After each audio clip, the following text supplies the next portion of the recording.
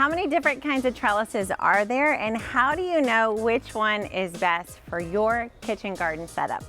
That's what we're diving into in today's video.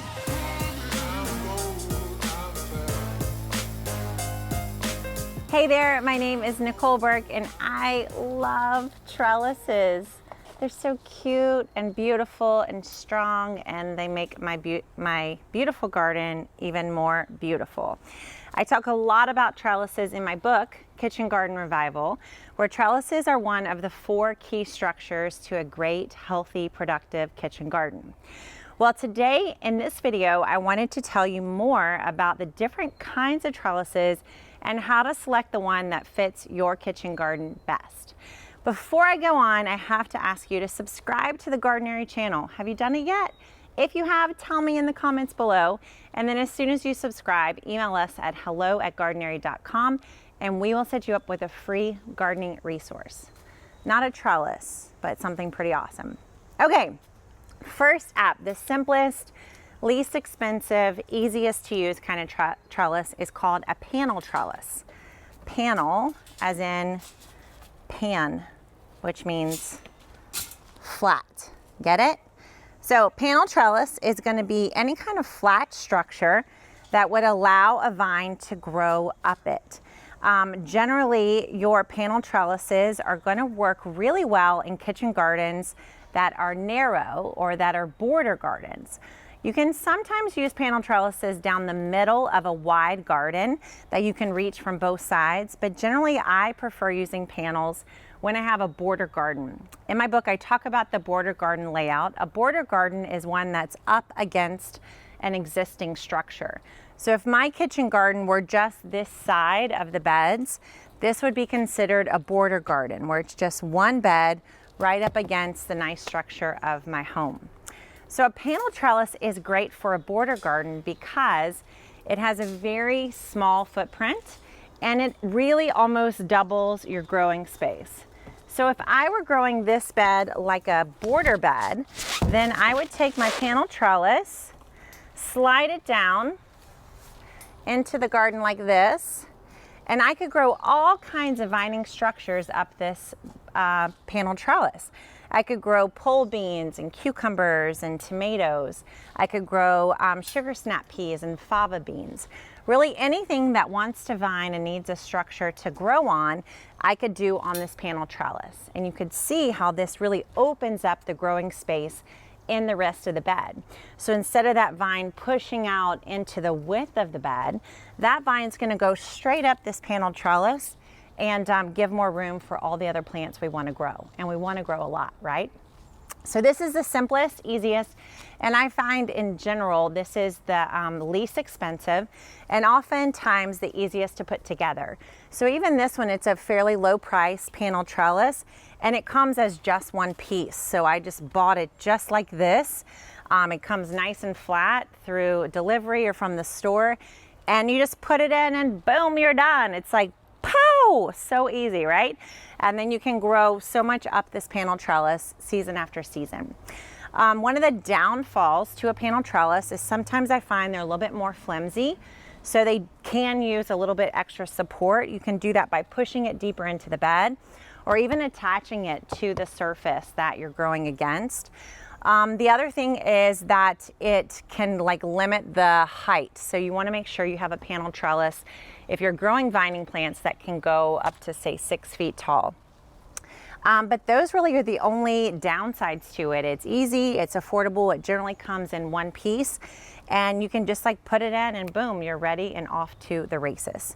So that's the first kind of trellis, great for a border garden, or if you have a wide garden that you want to access from all sides, you can absolutely take your panel trellis and put it right down the middle and grow vining plants in the middle to the trellis. I haven't done that in this space because I use a different kind of trellis, which I'll show you in just a second. Let's move on to these beds to discover the next kind of trellis. All right, these pretty girls are called obelisk trellises. So obelisk trellises are gonna be more like a pyramid, like a triangle, and they're gonna be generally wider at the bottom and more narrow at the top. I generally try to find obelisk trellises that are less than a foot wide, because I find if they're wider than that, they often take up way too much space in the bed itself, and it really doesn't maximize your growing space like it could. So I love to have obelisks that are also a little bit open at the bottom so that you have space to grow extra things and smaller plants around the base of the trellis. Obelisks are fantastic if you have a wide garden. So if you have a bed that you can access from this side and from this side and from this side, then obelisks are awesome because you can grow your tall plants right through the center of the bed.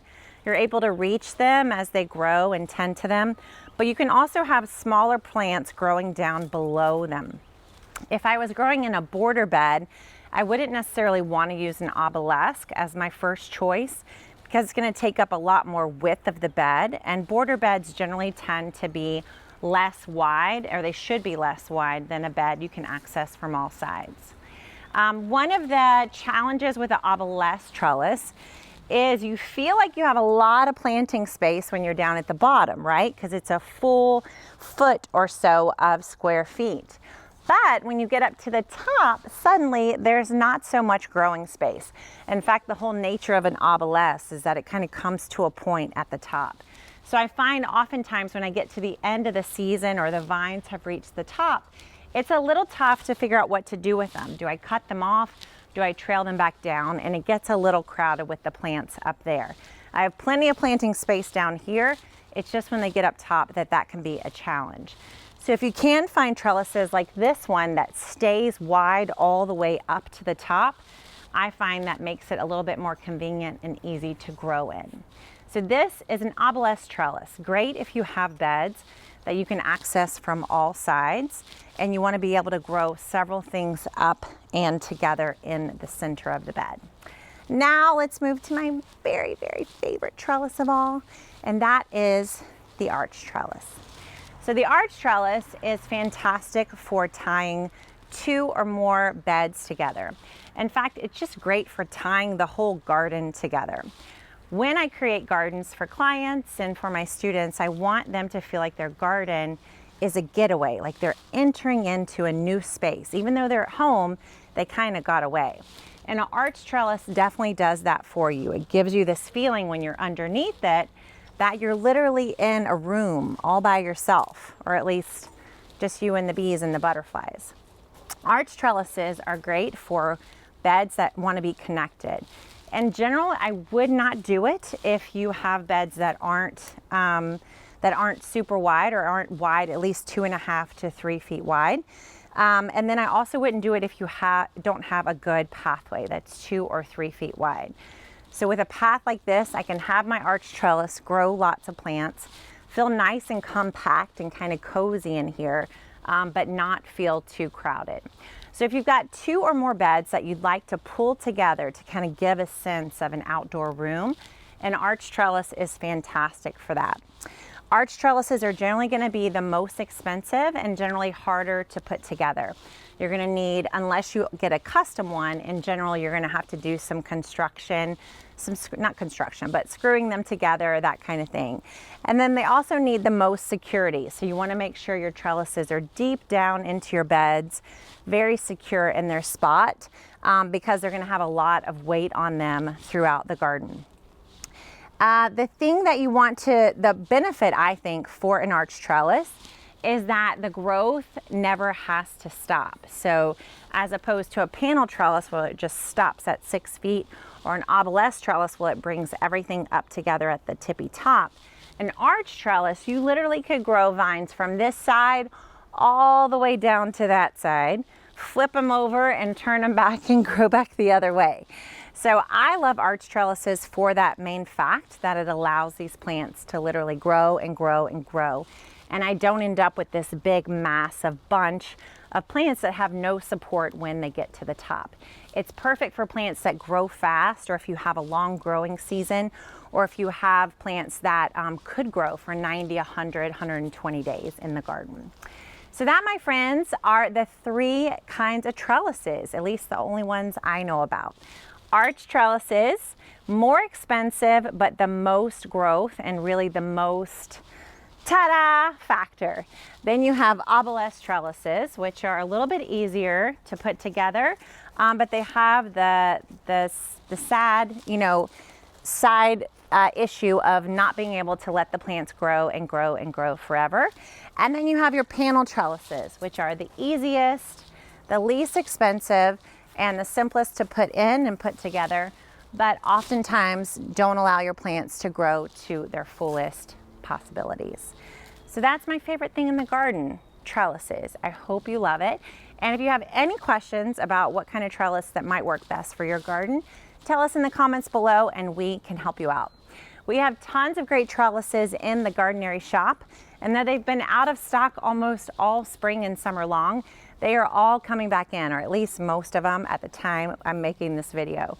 So you can check them out at gardenary.com in our shop and find trellises just like the ones I showed you today.